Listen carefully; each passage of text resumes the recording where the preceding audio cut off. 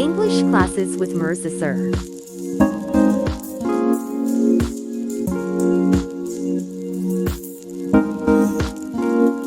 Hello everyone, कैसे हैं आप सब लोग। आप देख रहे हैं English classes with Mirza sir.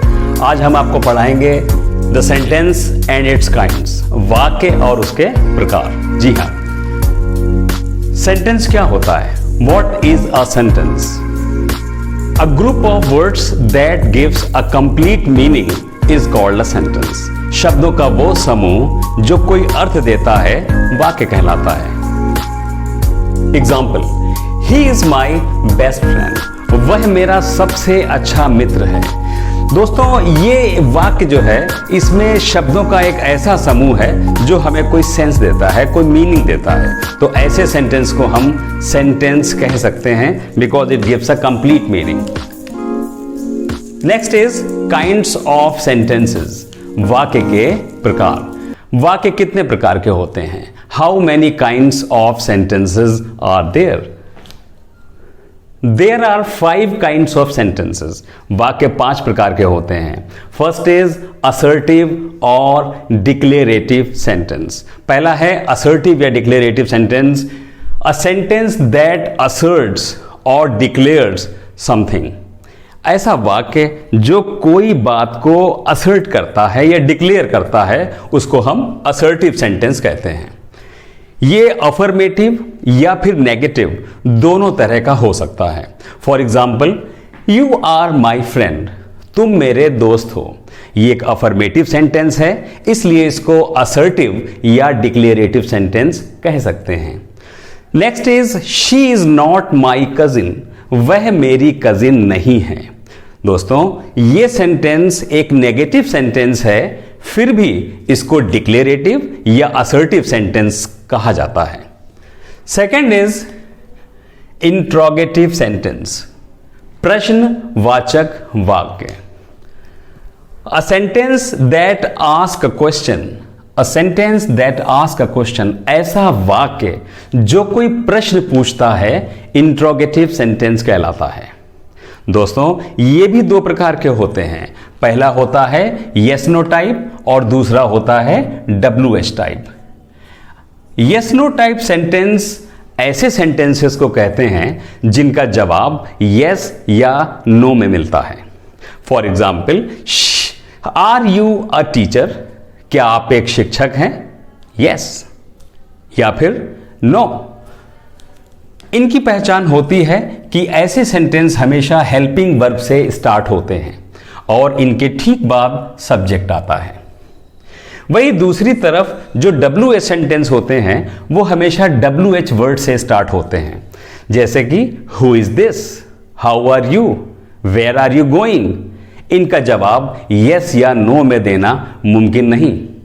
इसी वजह से ये सेंटेंस WH सेंटेंस कहलाते हैं और दोनों ही इंट्रोगेटिव सेंटेंस के पार्ट हैं।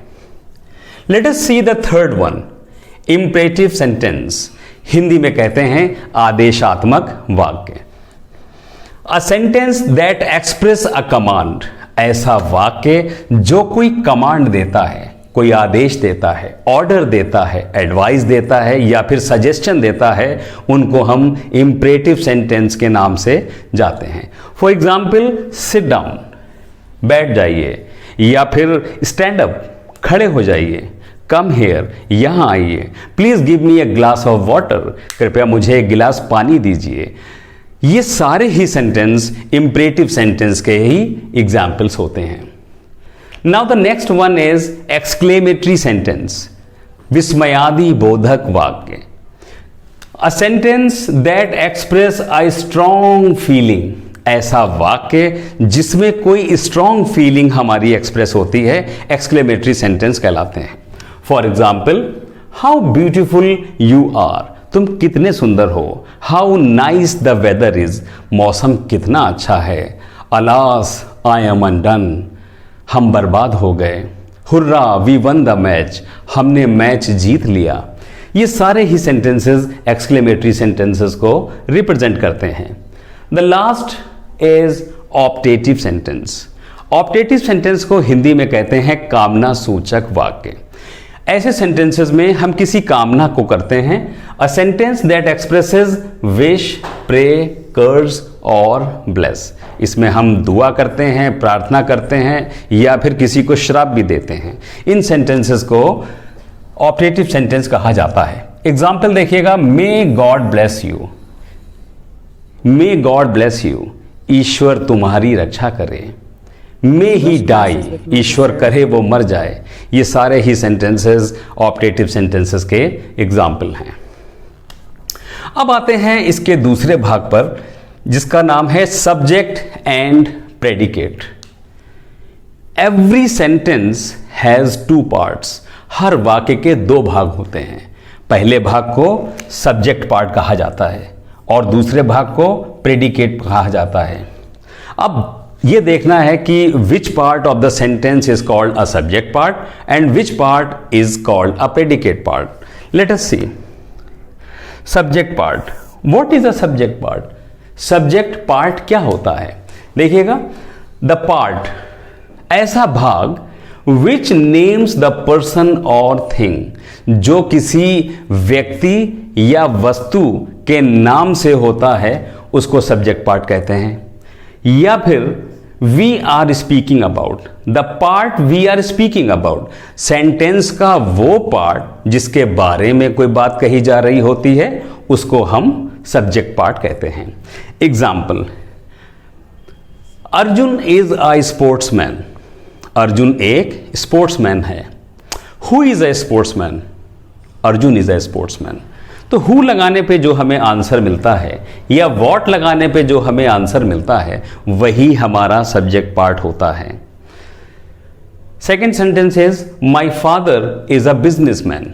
मेरे पिताजी एक बिजनेसमैन है। Who is a businessman?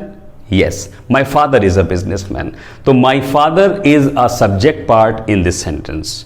Late us see the predicate part of the sentence. The next is predicate, the part which tells something about the subject. Sentence का वो भाग जो सब्जेक्ट के बारे में इंफॉर्मेशन देता है, उसको प्रेडिकेट पार्ट कहते हैं। जी हाँ, एग्जाम्पल नंबर 1 देखिए, Gandhi ji was a great leader of India.